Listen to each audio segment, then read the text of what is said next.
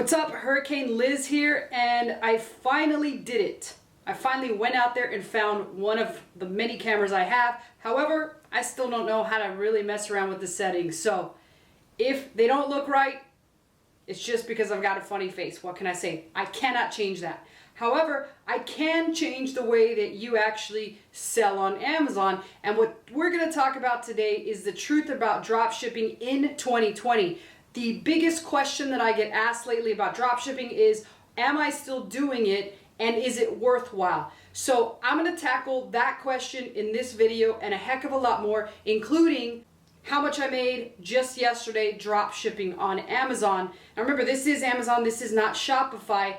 And I will also tell you some of the best sites to do dropshipping from other than Walmart.com, which is what the masses are currently using. So I've got a heck of a lot to cover, and I'm going to show you a lot of totals and a lot of sites that I actually use in order to make dropshipping as profitable and as easy as possible. So let's go ahead and jump straight into my screen share.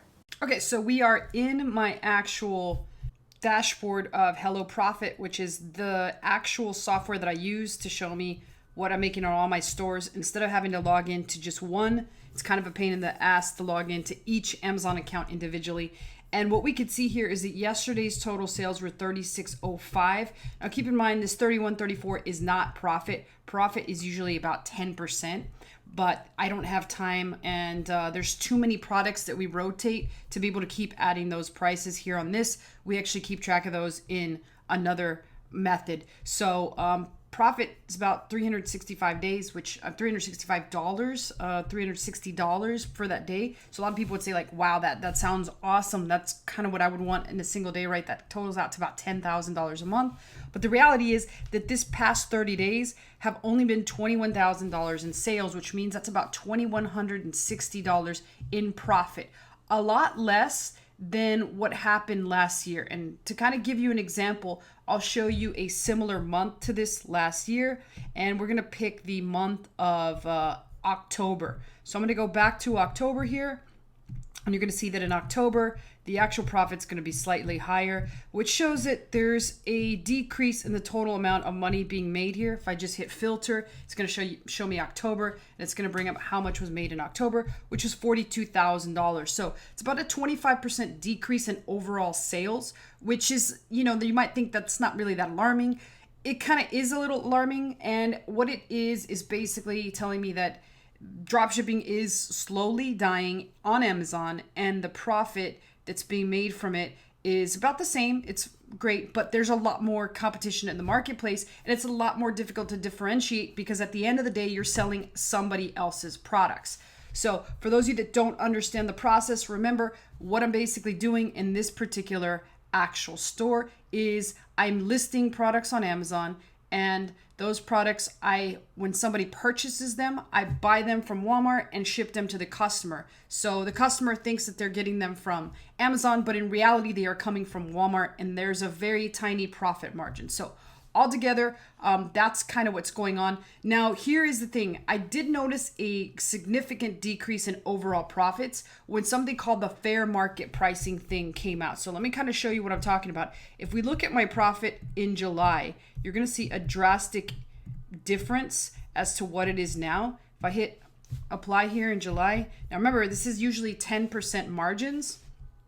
So we can see here that in July I had $88,000 in sales, which means 10% of that is pretty much what's made. And so because of the fair market pricing policy, if we actually Google it, setting a price on a product or service that is significantly higher than recent prices offered on Amazon.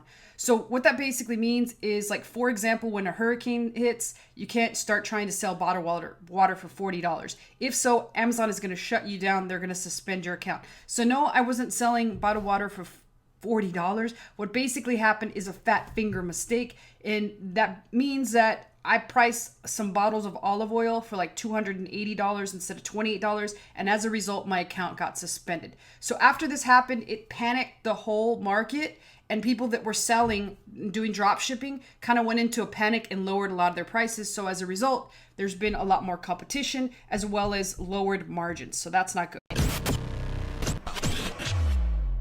Okay, so now that we know about the fair market pricing policy and all that's going on with dropshipping, is it still worth it to start out and dropship?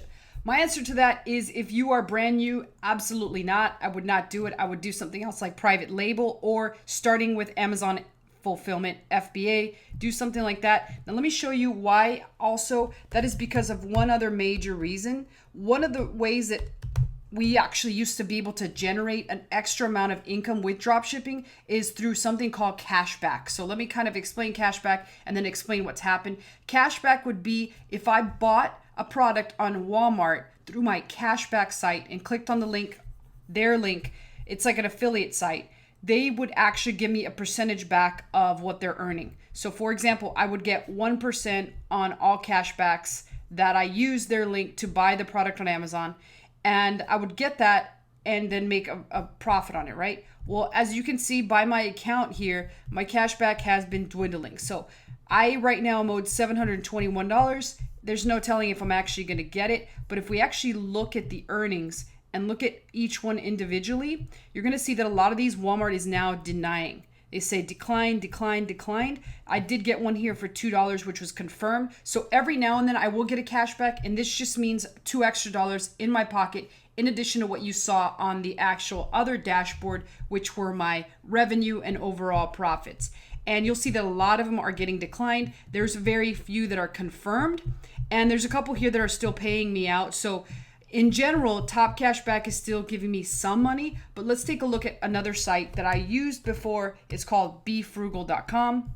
And if we look at my account on BeFrugal, okay, so we're here in my BeFrugal, and if we actually look at the account summary, you're gonna notice that they owe me $588, $53 is payable, but that's a lot less than what I used to be getting. I was getting in the thousands of dollars, and you'll see that all these have been recent shopping trips, so it shows that I'm still trying to use it, still trying to get those actual cashbacks that they would in the past have paid me for. But what you're going to see is something very different if we actually scroll through here. Here, these are all payable, but there's going to be a bunch that are declined every now and then. And I don't think they actually show the declined ones, but let me give you an idea of like what's actually selling here. Let's see if we can put one on there and see what it was. This was, no, I've never actually even clicked that, just for your information. So I usually just take the payout, whatever it is, and I'll be able to see and compare it to my other spreadsheet to see if I actually did in fact get paid or not. So that's kind of a rundown of the reason that I wouldn't start selling, which is number one. I've already kind of briefly covered the second reason why I wouldn't start selling, and that is because the increased competition as well as the lower selling price of these, and that's due to the fair market pricing policy. That's pretty much my second reason. The third reason that I wouldn't get started is that I've told you in the past, to get a new account working for this, you can see drastically different results. So I'll give you an example. I have a friend that started this 6 months ago, and he's maybe made 6 sales total. And I have another friend that started this 3 months ago, and he's done more than I did this past month. And they both are using this very same business model. So you can have drastically different results on different accounts. So there's a lot of actual differences in accounts, and nobody really knows why. It's very difficult to decipher. Now, another reason why I won't use this is, as you're seeing right now, I'm logged into actually one of my American Express, and you'll notice that I have a balance on this one of $65,000. You're gonna need a lot of cash flow. And there was a time where I had to send in proof to American Express that I could actually put it on this platinum card. Although they say it's unlimited, it's not. They will look and see how much you've actually spent on that platinum card in the past. And so there's a whole underwriting process that you have to go through. But I will say this much, in addition to, as you can see, I clearly use this on Walmart most of the time. And I get a significant amount of membership points. I've gotten first class tickets back and forth to Russia, as well as countless amounts of gift cards from Neiman Marcus, Nordstrom, all sorts of places like that. So there is that benefit to it, but just keep in mind, you're going to need a lot of actual cash flow to be able to make this work on a really big level. And then the last thing that I highly do recommend, without it, I wouldn't do it, is make sure you get payability if you do decide to do it. If you don't have payability, you're kind of screwed, because then that gives you daily payouts to be able to pay your Amex very quickly. As you can see, I could do a daily payout here by just hitting transfer funds. Now that does usually cost you between 1% and 2%. So even another example why you're going to need a lot of resources, time, and money to actually put this together, and why you shouldn't do it. So I do recommend another business model. Now, just in case you are stubborn enough to still want to do something like this, I do recommend at least try to do it from another site. Don't do it from Walmart. Pick another site where the masses are not going. You could do something like eBay. Stay away from big brand names. That's why eBay is getting tougher and tougher too. I do have a good friend that got shut down completely because they were reselling Michael Kors and something else, which for all we know could have been fake. So you could try eBay, or you could try third-party sites. There's a lot of them out there. I just haven't had the time to do the research, nor the actual desire to want to continue with this business model. So from this point forward, even though I have all these drop shipping stores, I'm going to start to focus more on FBA, merch, and some Kindle books, and a couple other experimental things that I'm actually doing right now. As usual, if you have any questions about the drop shipping model, I'm not saying don't do it all together. If you decide to do it, good luck. I'm still doing it, but I do not recommend newbies do it. At any time, though, you have any questions, post them below. I still know the answers. I'm still doing it, so I would be more than happy to help you out. Other than that, I will see you guys in the next video.